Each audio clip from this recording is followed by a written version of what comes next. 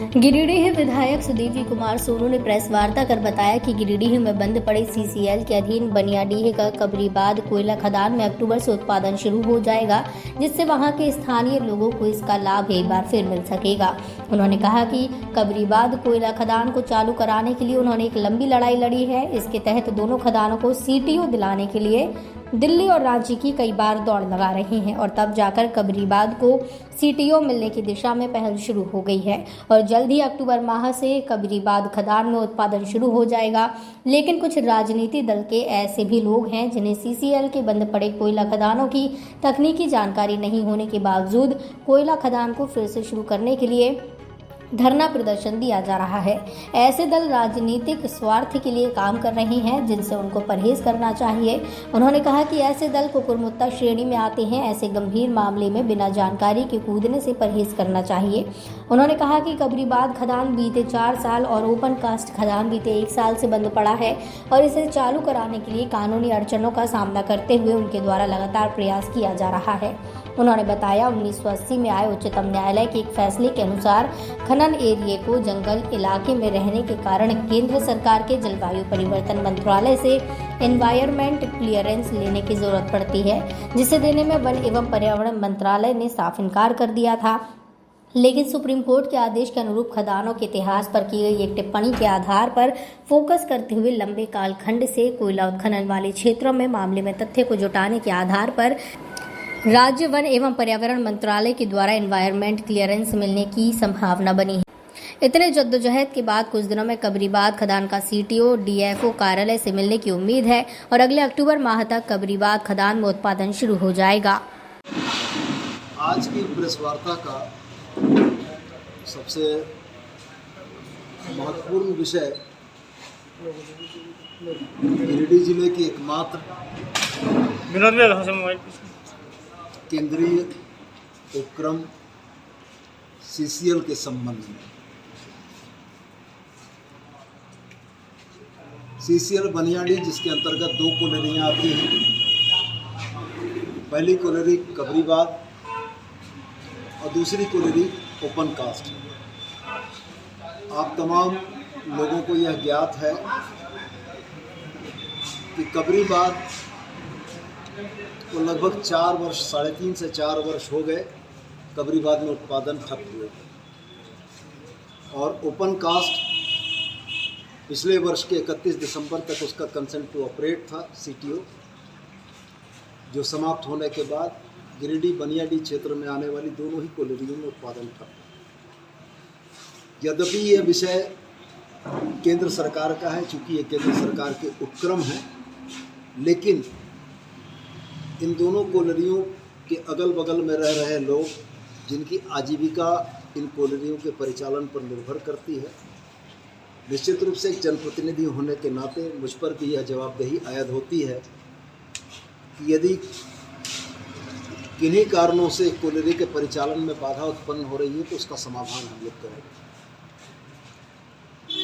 मैं बड़े विश्वास और भरोसे से यह कह सकता हूँ कि पिछले 2 वर्षों के दरमियान, चाहे वो कबरीबाद का मसला हो, चाहे वो ओपन कास्ट के मसले हो, हम लोगों ने गिरिडीह, रांची और दिल्ली किसी भी स्तर तक जाकर इस कोलरी की समस्या के समाधान का प्रयास किया। आपको याद होगा, माननीय सांसद के साथ मैं जाकर MOFCC, ministry of forest and climate change में मिला था। मैं ऑनरेबल सेंट्रल मिनिस्टर MOFCC से भी हम लोग मिले थे। ये प्रक्रिया लगातार चलती रही, लेकिन इस प्रक्रिया की तकनीकी वजहों के कारण सीटीओ लाने में विलम्ब हुआ। मैं ये कहना चाहता हूँ कि कतिपय राजनीतिक दल, जिनका इस पूरे मसले पर कोई लेना और देना नहीं है, राजनीतिक लाभ के उद्देश्यों से धरना पर बैठ के श्रेय लेने की होड़ पूरी करते हैं। मैं तो आपके माध्यम से उनसे पूछना चाहता हूँ कि अगर उनको इतनी ही जानकारी है तो TOR का फुल फॉर्म बता दें।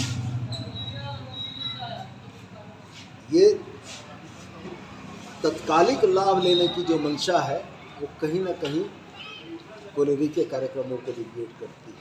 और मैं विस्तार से आपको यह बताना चाहता हूँ कि आज तक जो परिस्थितियाँ निर्मित हुई वो किन कारणों से निर्मित हुई। सबसे पहली बात पर इस बात पर आ जाएं हम लोग कि हमारी दोनों ही कोलेरीज जो थी, इन लोगों ने इन्वायरमेंटल क्लियरेंस नहीं दिया था, ईसी।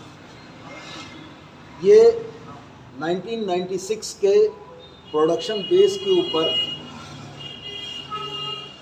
राज्य प्रदूषण नियंत्रण परिषद से सीटीओ लेकर कार्यरत थे, कंसेंट टू ऑपरेट लेकर कार्यरत थे। 2018 में भारत सरकार के विभाग एमएफसीसी के द्वारा स्पष्ट रूप से यह निर्देशित किया गया कि जिन कोलेरीज को इन्वायरमेंटल क्लियरेंस नहीं होगा उन कोलेरीज को सीटीओ निर्गत नहीं होगा। यह सारी बहस 2019 में थम गई कि अब किसी भी कोलेरी को इन्वायरमेंटल क्लियरेंस के बाद ही कंसेंट टू ऑपरेट मिलेगा। हम लोग मिनिस्टर से भी मिले, सारे स्तर पर हम लोगों ने प्रयास किया, लेकिन इस नियम में कोई शिथिलता या कोई विचलन नहीं हो पाया। अंततः हम लोगों ने वही रास्ता चुना जिस रास्ते पर गिरिडीह कोलेरी के भविष्य को बचाया जा सकता था, यानी इन्वायरमेंटल क्लियरेंस का। इन्वायरमेंटल क्लियरेंस के रास्ते में सबसे बड़ी बाधा जो आई वह बाधा ये थी कि कबरीबाद, जिसका इलाका लगभग 90 हेक्टेयर का है, उसमें 29 हेक्टेयर ज़मीन, 2 मौजा, एक खंडिहा, एक चुंजका, 2 मौजे की 29 हेक्टेयर ज़मीन जंगल झाड़ी के तौर पर दर्ज है। और आप तमाम लोग यह जानते हैं कि 1980 में ऑनरेबल सुप्रीम कोर्ट के एक आदेश के बाद गैरमजरूआ जंगल झाड़ी को भी डीम्ड फॉरेस्ट के तौर पर माना जाता है, और किसी डीम्ड फॉरेस्ट में किसी भी माइनिंग एक्टिविटी की इजाज़त नहीं है। इस वजह से पिछले महीने सिया में गया हुआ हम लोगों का टोर का प्रपोजल टर्न डाउन हो गया। अंत में सारा प्रयास इस बात का हुआ कि अगर इस परिस्थिति के बाद क्या रास्ता निकल सकता है जिससे कि ये कोलेरी चालू हो। तो विशेषज्ञों से बात करके यह पता लगा कि 1980 से पहले जिस इलाके में माइनिंग एक्टिविटीज़ हो चुकी है उसको टेक्निकल टर्मोलॉजी में ब्रोकन एरिया कहते हैं। यदि कबरीबाद 1980 से पहले है और ब्रोकन एरिया है तो उस आधार पर टर्म ऑफ रेफरेंस देने की प्रक्रिया को आगे बढ़ाया जा सकता है।